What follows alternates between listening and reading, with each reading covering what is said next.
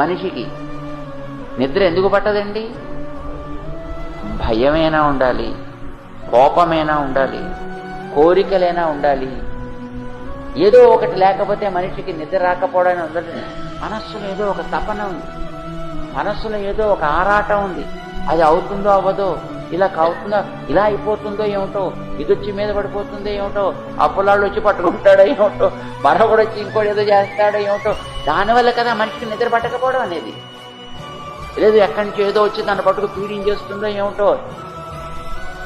మనస్సులో ఉండేటటువంటి భయం వల్లనో, కోరికల వల్లనో, ఆశ వల్లనో ఏదో ఒకటి కారణం అవుతుందండి ఎప్పుడు మనిషికి నిద్ర పట్టడం లేదు అని అంటే.